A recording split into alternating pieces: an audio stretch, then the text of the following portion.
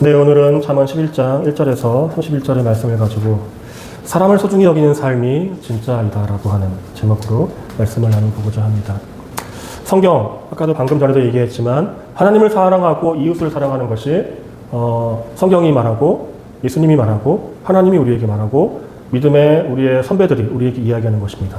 성경은 딱 두 가지를 이야기하면 하나님을 예배하는 것, 하나님을 경외하는 것, 하나님을 의지하는 것, 그리고 사람과의 사랑 관계 속에서 하나님이 주신 사랑을 어떻게 표현할 것인가 라고 하는 것이 성경에 우리에게 이야기하고 있는 것입니다. 그 중에서 하나님이 사람이라고 한다면 적어도 사람을 소중하게 여길 줄 알아야 된다 라고 하는 말을 11장에서 하고 있습니다. 1절에서 2절의 말씀, 저울에 대한 비유를 이야기합니다. 속이는 저울은 주님께서 미워하셔도 정확한 저울추는 주님께서 기뻐하신다. 교만한 사람에게는 수치가 따르지만 겸손한 사람에게는 지혜가 따른다. 속이는 저울, 무엇을 의미하시는 것인지 알죠? 우리 인천에 어디죠? 소래포구라고 하는 곳, 도랑진 수산시장도 있을 수 있죠. 거기에서 속이는 저울을 사용한다고 합니다. 예를 들어서 대게를 재는데 거기에다가 물을 넣고서 저울을 재서 무게가 많이 나오게 해가지고 가격이 비싸게 받는 것. 이렇게 속이는 저울추를 사용해서 손님들을 희롱하는 농락하는 그런 일이 있습니다. 그런데 속이는 저울은 주님께서 미워하십니다. 그런다 정확한 저울추는 주님께서 기뻐하십니다. 그러면 사람들이 왜 저울을 속일까요? 돈 벌려고죠. 또 하나는 오는 사람들이 이것을 모를 거야. 이것을 알고자 아는 사람한테 그것을 속일까요? 그렇지 않겠죠. 또 하나는 대부분의 사람들이 이 사람들은 한 번 왔다 갈 거야.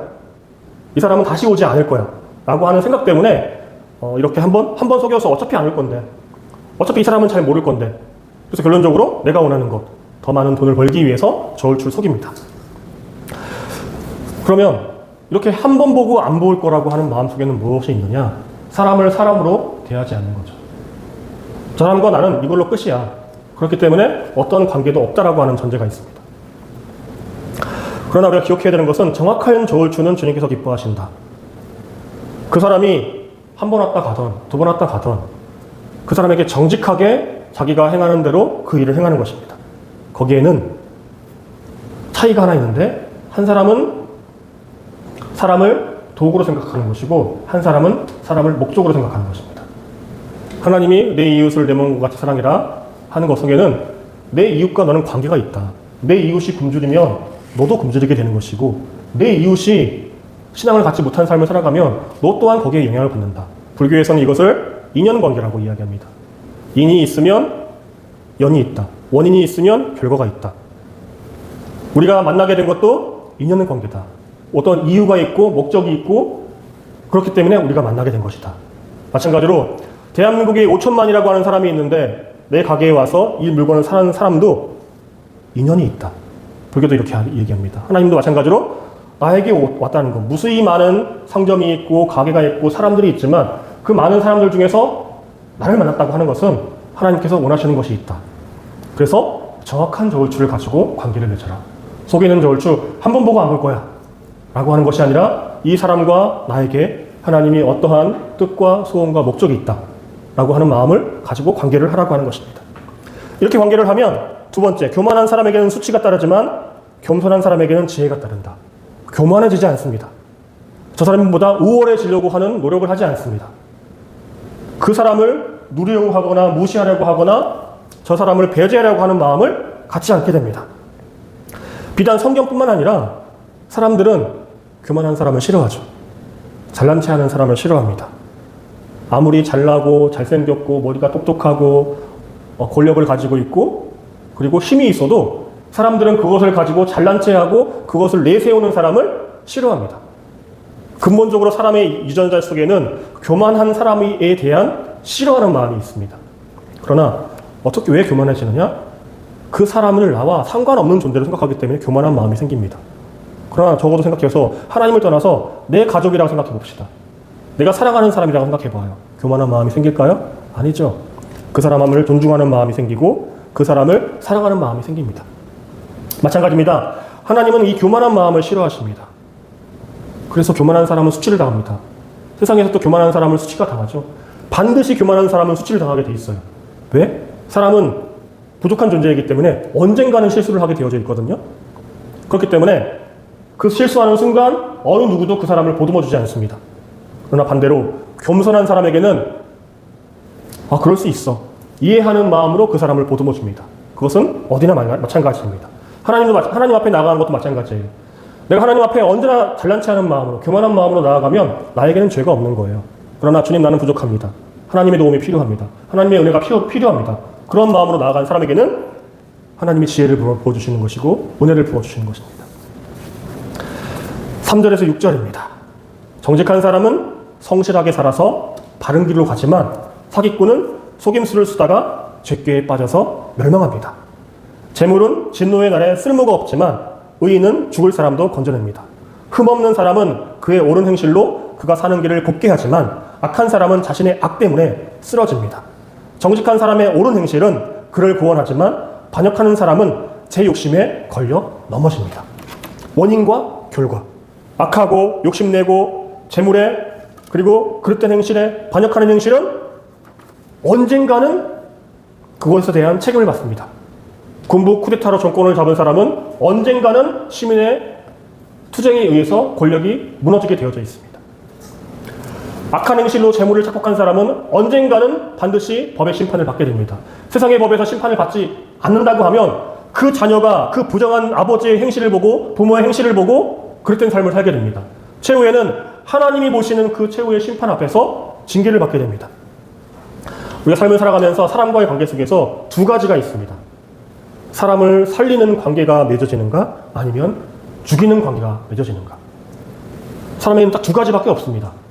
사람과 만나요? 이 사람과 나는 계속해서 시너지가 나서 긍정적으로 살아가는 그 관계가 되는가, 아니면 저 사람은 만나기만 하면 사람을 죽이는 관계로 가는가. 사람을 죽여서 성공하는 사람이 있고 사람과 사람을 살려서 성공하는 사람이 있습니다. 정직한 사람은 사람을 살려서 성공하는 사람이고 사기꾼은 사람을 죽여서 부를 축적하는 사람이죠. 결과는 똑같아요. 얻어지는 결과는 똑같지만 그 과정 속에서 선과 악이 분명합니다. 먹기 위해 사는 삶이 있어요. 살기 위해서 먹는 사람이 있어요. 무엇이 다를까요? 먹기 위해 사는 사람은 사람이라고 부르기 어려울 수도 있어요. 그러나 사람이기 때문에, 내가 가정을 이루었기 때문에, 내가 살아가야 하기 때문에 일을 하는 사람이 있습니다. 먹는 사람이 있습니다. 다르죠. 존재의 이유가 다릅니다. 내가 살아가기 위해서, 살기 위해서 돈을 법니다. 반대로 돈을 벌기 위해서 사는 사람이 있습니다. 사람이 살기 위해서는 이것저것이 필요하기 때문에 경제활동을 해야 돼요. 그렇기 때문에 내가 가지고 있는 재능과 달란트와 그 은사를 가지고 그 활동을 해서 살아갈 수 있는 것이 있습니다. 그러나 반대로 돈을 벌기 위해서 캄보디아에서 범죄단지를 만들어서 사람의 돈을 긁어 모은다던가, 돈을 모으기 위해서 사람을 사기쳐서, 그런 행동은 사회에서도 인정받지 못할 뿐더러 하나님께서 인정하시지 않는다고 하는 것입니다. 보이는 결과는 똑같아요.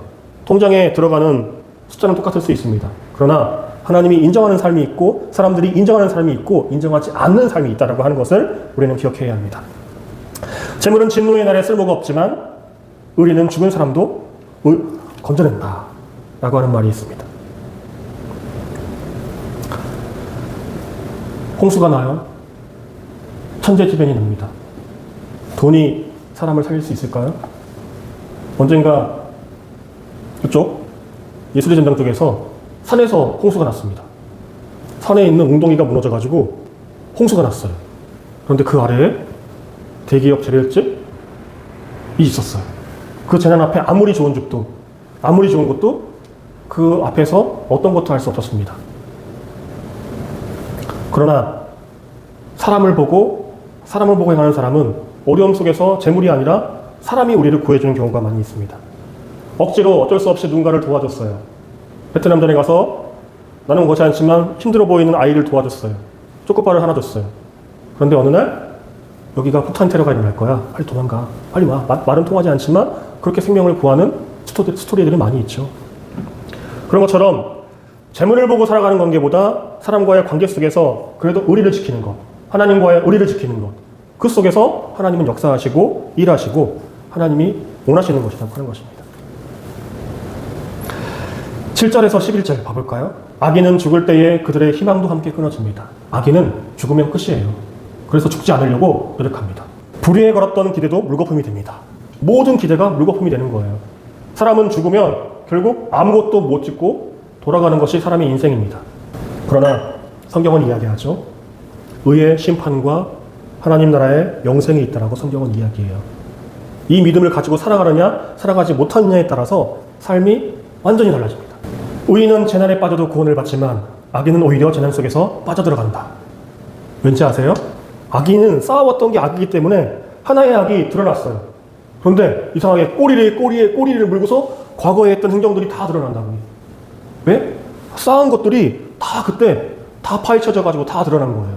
그런데 선하게 살아갔던 사람은 어느 날 하나의 선행이 드러났는데 그 뒤에 했던 선행들이 다 드러나요. 사람들은 그 선행을 했던 사람들을 기억하고 악행을 했던 사람은 그 사소한 하나가 그 사람의 과거의 악행들을 다 드러내는 도화선이 되어버리는 것을 우리는 뉴스를 통해서도 보고 우리 삶을 살아가면서 행했던 사람들을 통해서도 봅니다. 하나님을 경외하지 않는 사람은 입으로 이웃을 망하게 하지만 의인은 지식으로 구원을 얻는다. 의인이 잘되면 마을이 기뻐하고 악인이 망하면 마을이 환호한다. 당연하죠. 나쁜 놈은 어쩔 수 없이 뽑아줘도 망하기를 바라는 게 사람의 마음이에요. 그 사람이 망하면 기뻐해요. 악인은. 그렇죠?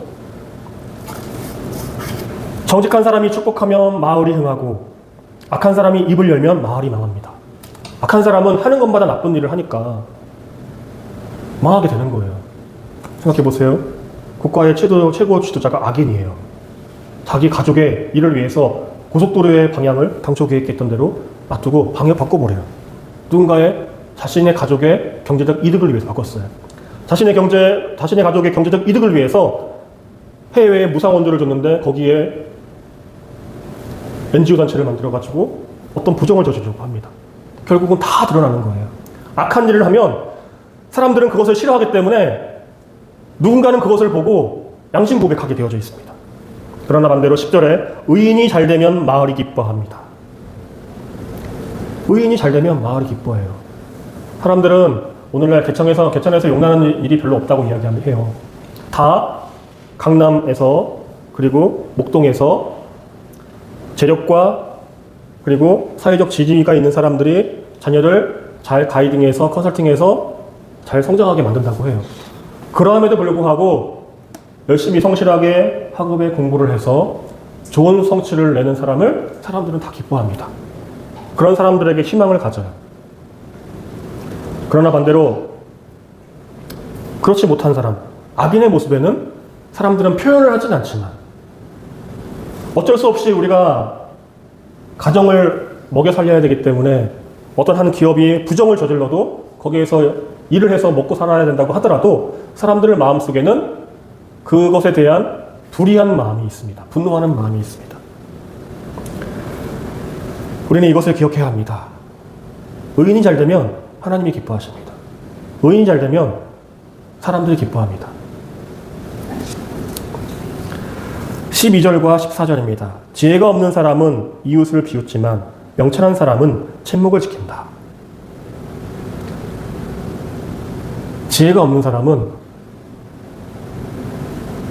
어떤 사람의 부정한 것을 가지고 사람들 앞에서 대놓고 웃습니다. 그 사람 앞에서 비웃어요. 그러면 그걸 누가 기억할까요? 그 비웃을 당한 사람은 그 사람의 비웃음을 평생 기억합니다.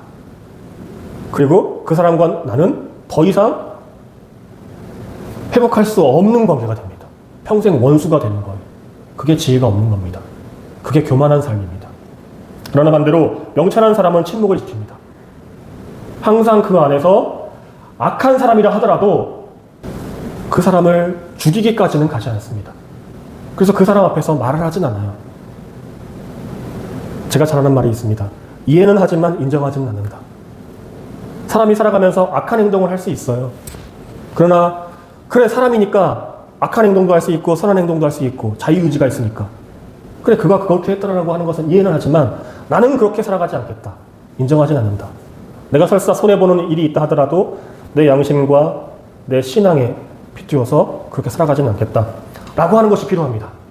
오늘날 많은 교회들이 세상의 지탄을 받습니다. 목사들이 지탄을 받아요. 은퇴할 때.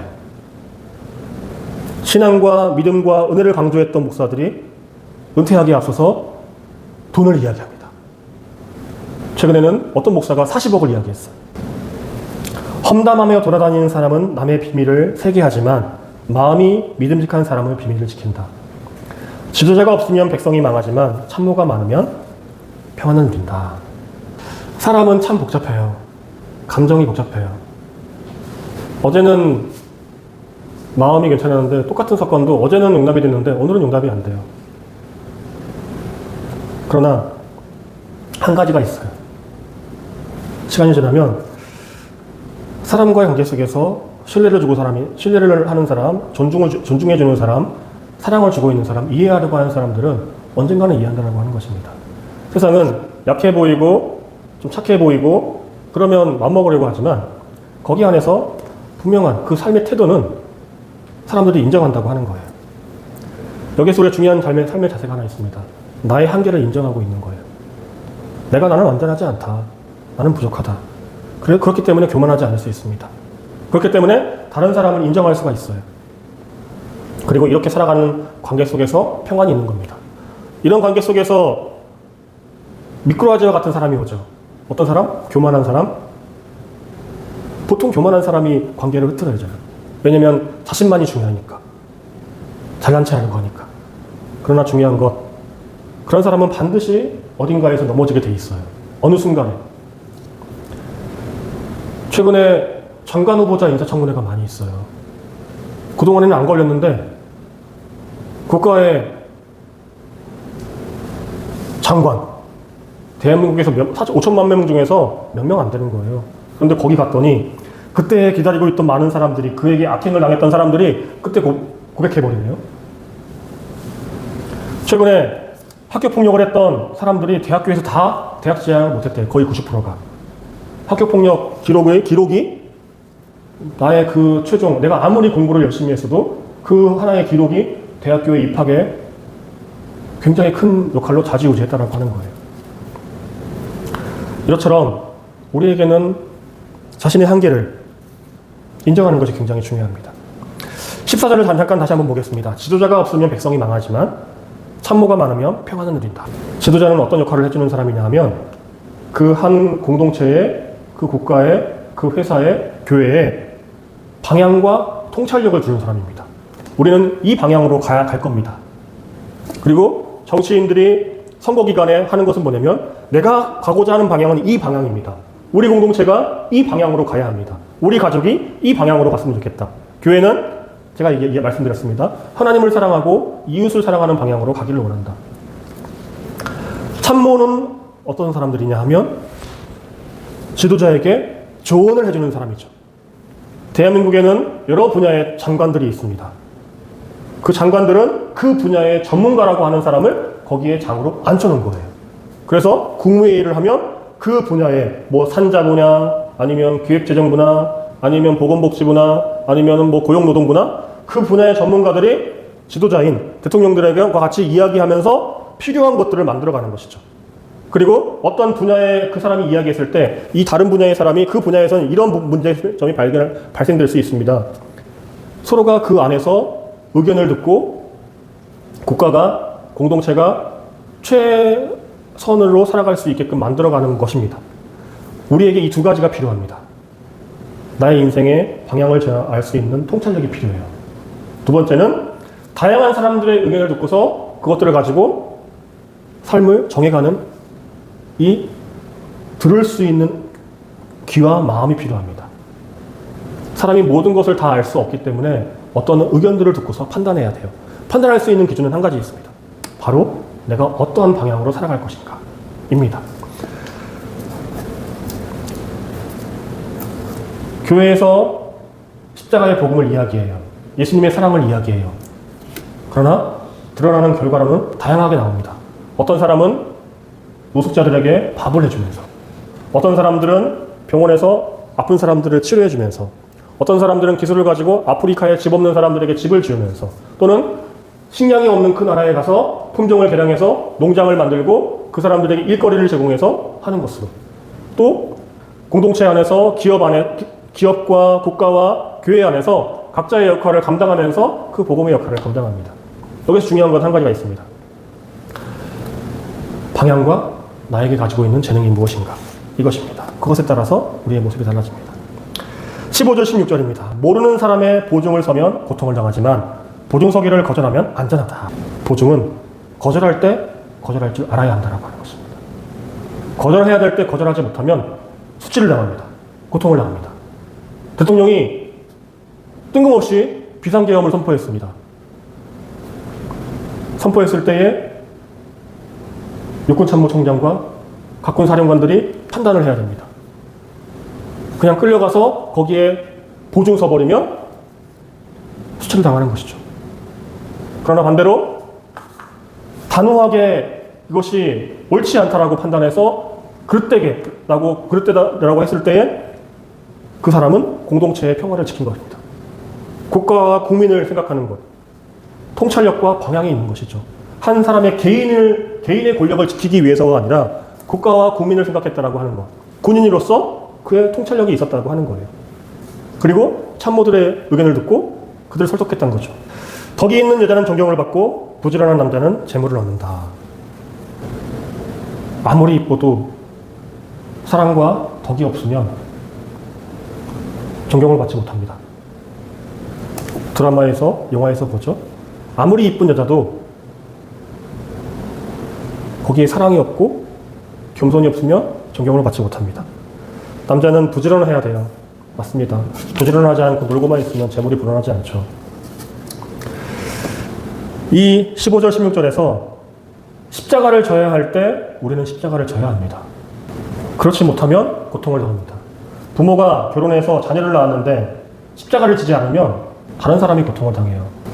우리가 각자에게 자신의 삶에서 십자가가 있습니다.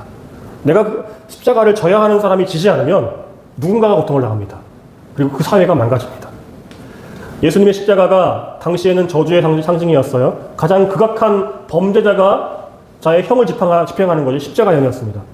하나님의 아들이 가장 큰 범죄를 진 사람이 진 그 형을 당했어요. 그런데 그 당시에는 그것이 엄청나게 비참한 형이었는데 그 십자가형을 통해서 무슨 일이 일어났느냐? 예수님이 십자가를 졌기 때문에 인류가 구원할 수 있는 길이 생겼습니다. 30절 의인이 받는 열매는 생명의 나무요 폭력을 쓰는 사람은 생명을 잃는다. 우리는 이것을 기억해야 합니다. 기독교인들에게는 선민의식이 있어야 돼요. 이 선민의식이라고 하는 것은 이스라엘 사람들이 가지고 있는 의식입니다. 선택된 민족이다. 하나님이 아브라함 통해서 이스라엘 민족을 선택하셨고 그 중에서 유대인들 중에서 예수님이 나셨어요. 구원자가 나셨어. 이스라엘 사람들에게는 이 선민의식이 있어요.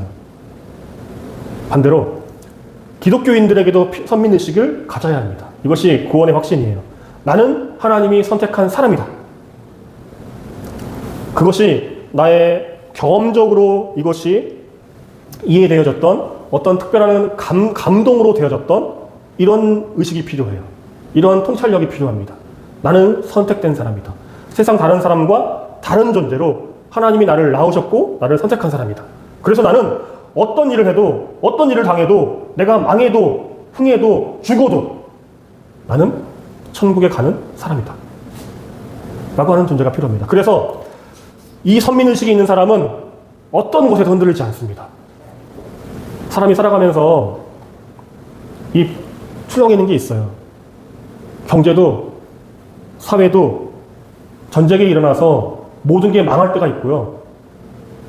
여러 가지 출렁이는 상황이 많이 있어요. 상황이 왜 그렇게 일어나는지는 모르지만 그런 일들이 많이 납니다. 내가 너무 초라하게 느껴질 때도 있습니다. 그러나 그 근원적에 선민의식이 있는 사람은 그 정체성이 있는 사람은 흔들리지 않습니다. 바다가 아무리 깊은 바다도 심해는 흔들리지 않는다고 하잖아요. 표면은 흔들린다 하더라도 심해는 흔들리지 않습니다.